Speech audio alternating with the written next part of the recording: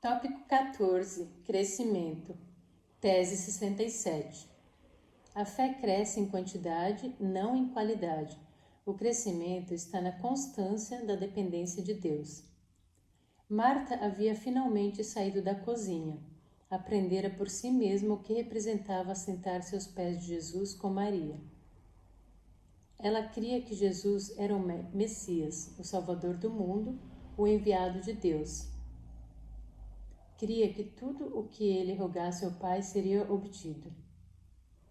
Aceitara a sua reivindicação de ser a ressurreição e a vida. Mas, quando os olhos de todas aquelas pessoas se fixaram na silente tumba e Jesus pediu que a pedra fosse removida, a fé de Marta vacilou. Vacilante Marta? Abraão era um amigo especial de Deus. Ele havia deixado seu lar e seu país para tornar-se nômade, seguindo a voz interior que dirigia os seus caminhos. As objeções de sua família e amigos não o desviaram de sua decisão. Quando Deus lhe prometeu um filho, um herdeiro, para ser o pai de uma grande multidão, ele se regozijara. Mas uma coisa ele jamais esperava. Não sabia que levaria tanto tempo. A espera provou-se muito grande. Ele acabou sendo pai de duas multidões, cada uma guerreando contra a outra até nosso tempo. Vacilante Abraão. Moisés foi um profeta, e mais do que um profeta.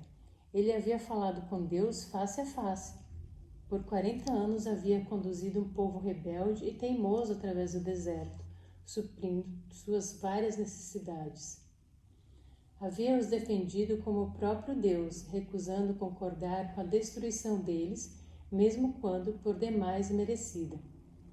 Contudo, sua fé falhou quando estava bem à beira da terra da promessa, e pecou tão pública e inegavelmente que Deus não teve escolha, senão negar-lhe o privilégio de concluir a obra que havia iniciado. Vacilante Moisés. O Clube dos Vacilantes tem muitos membros: Davi, Sansão, Adão, Paulo, Ezequias, Pedro, Jacó. A lista podia ir longe. A história sagrada registra somente umas poucas exceções: Enoque, Eliseu, Daniel. Não mais do que estes. Um estudo dos relatos bíblicos prova que, embora seja possível a inquebrantável confiança em Deus e dependência dele, é possível vacilar. Para muitos cristãos, a realidade tem sido experimentar submissão vacilante. A realidade tem demonstrado que leva tempo aprender a depender sempre de Deus e nunca de nós mesmos. E, conquanto o alvo de Deus para nós seja sempre confiar nele, é melhor admitir e reconhecer a realidade de que, na maioria dos casos, não alcançamos tal alvo da noite para o dia. Crescimento na vida cristã é aprender a depender mais e mais de Deus. Como fizemos observar anteriormente, a dependência de Deus é uma proposição de tudo ou nada. Não existe confiança parcial ou submissão parcial. Você está sujeito a Deus em um dado momento ou não lhe está sujeito, e sim, dependendo de você mesmo. Permanecemos em Cristo dia após dia mediante um relacionamento dinâmico com Ele. Perguntais: como permanecerei em Cristo? Do mesmo modo em que o recebestes a princípio. Como, pois, recebestes o Senhor Jesus Cristo, assim também andai nele. Caminho a Cristo, página 69. Uma vez que dependamos dele, experimentaremos toda a vitória e obediência que ele tem para oferecer. Mas, às vezes, o inimigo pode levar-nos a desviar os olhos de Cristo e cessar, por um momento, de depender dele. Então cairemos e fracassaremos e pecaremos.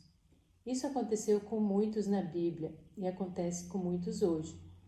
Quando isso tem lugar, nossa parte é volver-nos a Jesus outra vez, reivindicando novamente sua promessa. Se confessarmos os nossos pecados, ele é fiel e justo para nos perdoar os pecados e nos purificar de toda injustiça. e continuamos o relacionamento com Ele. Não esperamos 2 semanas para Deus esfriar. Não desistimos e concluímos que jamais conseguiremos chegar à pátria celestial. Não tentamos consertar as coisas por nossa própria força e então voltar para Ele. Voltamos para Ele imediatamente, confessando nosso pecado e nossa necessidade dele. Mediante tudo isso, o relacionamento com Deus continua. O crescimento na vida cristã tem lugar quando continuamos a viver pela fé nele, a buscar comunhão com ele dia após dia. Pois, ao irmos a Cristo dia a dia, ele operará em nós para trazer-nos à situação de contínua dependência dele. Tese 68. Você não cresce tentando crescer. Meu alvo era ter 1,95 m de altura, mas a coisa não estava indo muito bem. Tinha alcançado apenas 1,20 m. Mais tarde, quando eu tinha que ficar em pé na fileira da frente com as garotas da 8ª série para a fotografia da classe, aquilo já passava dos limites do suportável para um menino. Um dia pareceu ter chegado o tempo de tentar tomar alguma medida concreta. Fui até a cozinha, fiquei em pé em frente à porta, tendo à mão uma régua sobre a cabeça, e fiz uma marca. Daí, fui para o fundo do quintal e dependurei-me no suporte do varal até onde pude suportar. Depois corri de volta até a porta e medi novamente. Que decepção! Não havia melhorado nada. Jesus disse: qual de vós, por ansioso que esteja, pode acrescentar um côvado ao curso da sua vida? Mateus 6, 26, 27. Você não cresce por tentar crescer. De fato, quanto mais se empenha em tentar crescer, menos você cresce. Se eu tivesse passado todo o meu tempo dependurado no suporte do varal, não só não iria nunca atingir os quase 2 metros de altura, mas não demoraria muito tempo para que atingisse 2 metros debaixo da terra. Ellen White escreveu à nossa igreja há muito tempo. As plantas e flores não crescem em virtude de seu próprio cuidado, ansiedade ou esforço, mas pelo recebimento daquilo que Deus forneceu para lhes servir à vida. A criança não pode, por qualquer ansiedade ou poder próprio, aumentar sua estatura. Do mesmo modo, não podeis vós, por vossa própria ansiedade ou esforço, conseguir crescimento espiritual. Caminho a Cristo, página 68. Mesmo as criancinhas conhecem o princípio do crescimento. Você pode perguntar-lhes: o que você prefere, comer ou crescer? Não demorará muito para que surjam com a resposta certa. Se se empenharem em crescer, não vão conseguir nenhuma das duas coisas. Se empenharem em comer, alcançarão ambas. Você está interessado em crescer espiritualmente? Você não poderá crescer centralizando sua atenção no crescimento. Provavelmente nada seja mais prejudicial ao crescimento espiritual do que estar constantemente se examinando para ver se produziu frutos. A maneira de crescer é comendo, participando do pão da vida e da água da vida. Experimenta crescimento mais rápido aquele que desvia a atenção do eu e se concentra no sol da justiça. Torna-se anão quem passa a maior parte do tempo tentando crescer. Muitas pessoas têm tido a ideia de que o nascimento espiritual vem de Deus, mas a vida espiritual é de sua própria responsabilidade. Muitos têm a ideia de que devem fazer sozinhos parte do trabalho. Confiaram em Cristo para o perdão dos pecados, mas agora procuram por seus próprios esforços viver retamente. Mas qualquer esforço como este terá de fracassar. Diz Jesus: sem mim, nada podeis fazer. Nosso crescimento na graça, nosso gozo, nossa utilidade, tudo depende de nossa união com Cristo. É pela comunhão com Ele, todo dia, toda hora, permanecendo nele, que devemos crescer na graça. Ele é não somente o autor, mas também o consumador de nossa fé. É o seu alvo atingir a medida da estatura da plenitude de Cristo? Você nunca poderá alcançar esse alvo dependurando-se em algum suporte de fio de varal espiritual. Não é possível crescer na graça por nossos próprios débeis esforços. O crescimento é um dom. É recebido mediante associação com Cristo, através da comunhão com Ele. A humanidade nunca poderá obter por si mesma aquilo que Deus prometeu dar. Às vezes você se pergunta se está crescendo? Há uma maneira segura de sabê-lo. Observe se está comendo. O comer determina o crescimento todo o tempo. Tese 69. Os cristãos crescem mais firmemente reconhecendo suas fraquezas. Quando são fracos, aí é que são fortes. André estivera tantas vezes na mesma situação crítica que até perdera a conta. O mesmo ocorrera com o médico, que agora se erguera abanando a cabeça e olhando para o rosto barbado e os olhos avermelhados de André. Acho que não tem jeito, não é mesmo, doutor? Disse André. Acho que não tem mesmo não.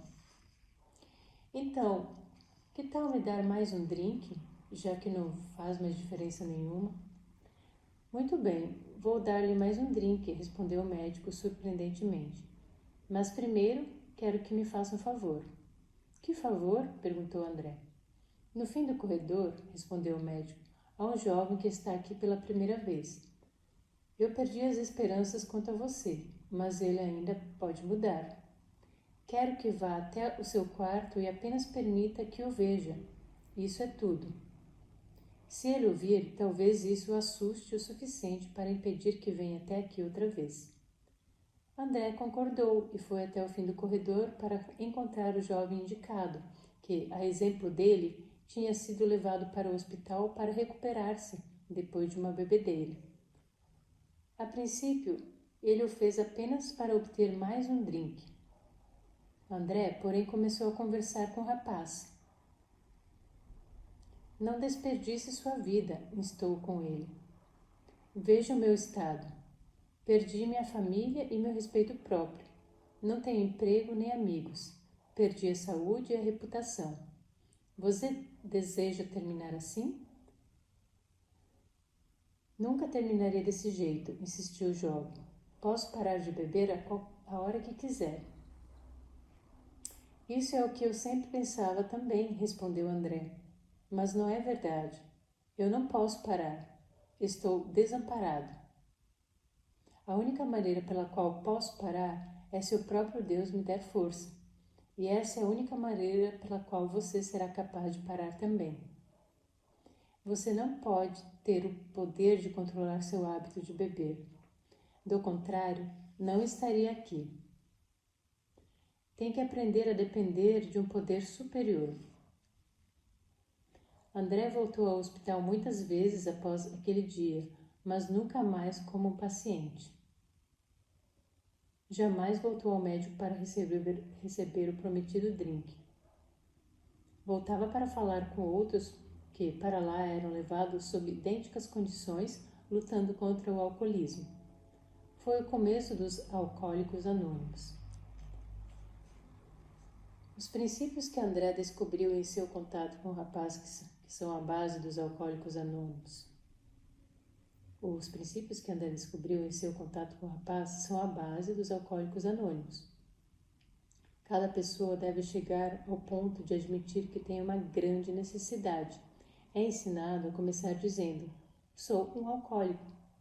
E é sempre lembrado de sua dependência de um poder superior se o problema tiver que ser mantido sob controle. Ao admitir e reconhecer a fraqueza, encontra ele forças.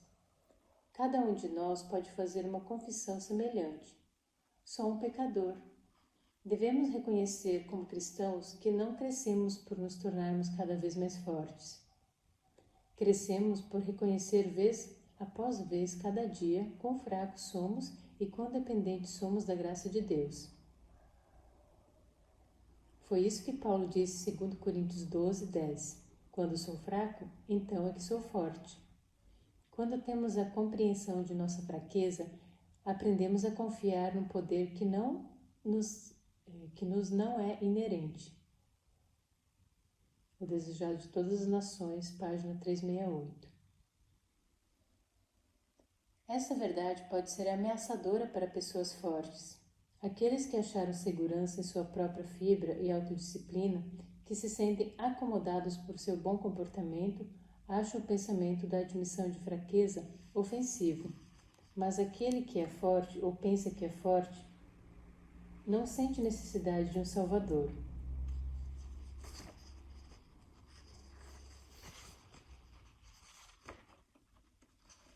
Admitamos ou não, reconheçamos ou não, cada um de nós é fraco. Somente ao nos tornarmos cônscios de nossas fraquezas, podemos ser levados a buscar por fora e acima do nosso próprio. Nossa maior força é reconhecida quando sentimos e reconhecemos nossa fraqueza. Você se considera uma pessoa forte? Somente poderá ser forte de verdade ao achar força nele. Considera-se fraco? Então há boas novas para você. Sua força se aperfeiçoa na fraqueza. Vê 2 Coríntios 12, 9. Não importa quão forte pense ser, sua única força real advém de admitir sua fraqueza. Não importa quão fraco seja, você pode ser forte mediante ele. Tese 70. Podemos todas as coisas mediante Cristo, que nos fortalece, mas sem ele nada podemos fazer. Durante uma aula na faculdade, estivéramos estudando o minicurso de justificação pela fé em Cristo somente. Tínhamos lido os dois textos, São João 15:5 e Filipenses 4:13, segundo os quais sem ele nada podemos fazer, mas com ele podemos fazer tudo.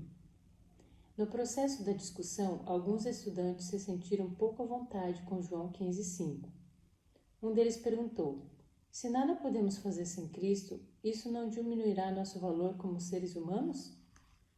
Não somos criados à imagem de Deus? Não nos criou Ele com livre escolha?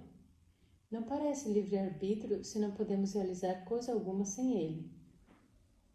Assim, fizemos questão de traçar a linha divisória entre sem valor e sem amparo. Conversamos sobre o fato de que, enquanto estamos ao desamparo para produzir justiça, temos todo o valor aos olhos do céu. Nesse ponto, um jovem no fundo da classe levantou a mão. Por que então é tão difícil sentir-se sem valor, mas tão difícil sentir-se desamparado? Perguntou. Qual dos dois sentimentos lhe ocorrem com mais frequência? Sem amparo ou sem valor? O diabo tem tomado cada verdade e de algum modo torcido, não tem? Deus diz: você vale tudo, mas a parte de mim está desamparado.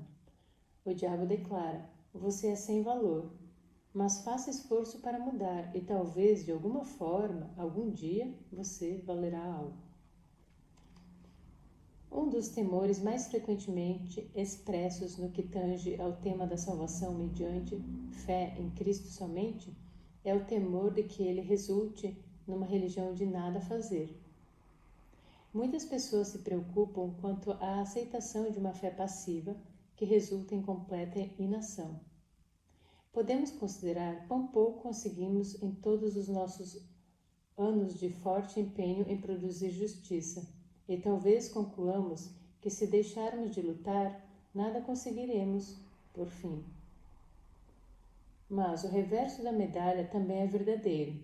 Em vez de descobrir que o crescimento para quando paramos de tentar crescer, descobriremos então que é somente então que o verdadeiro crescimento começa. Jesus não parou com sua declaração em João 15:5, de que sem ele nada podemos fazer. Ele também nos deu a boa notícia de que, mediante ele, podemos fazer tudo. O livro Ciência do Bom Viver apresenta isto deste modo. Não pode haver limite à utilidade de uma pessoa que, pondo de parte o eu, oferece margem à operação do Espírito Santo em seu coração e vive uma vida inteiramente consagrada a Deus. Página 159. A Bíblia está repleta de histórias de pessoas que viveram em completa dependência de Deus. Elas eram passivas? Eram, quando se tratava de dependerem de sua própria força. Mas nunca se esqueça de quão ativa a passividade pode ser. Pois aquele que reconhece seu próprio desamparo e aceita o controle de Deus é quem ele usa para realizar grandes feitos em seu favor. Faz já muitos anos tenho estado reunindo histórias de pessoas da Bíblia que fizeram coisas estúpidas. Lembra-se de Jonas, seu escudeiro, avançando sobre todo o exército filisteu? Que dizer de Josué, que partiu para a conquista de Jericó, caminhando em círculos o dia todo por uma semana? Ou ordenando que o sol se detivesse quando precisava de umas poucas horas adicionais para terminar certa batalha?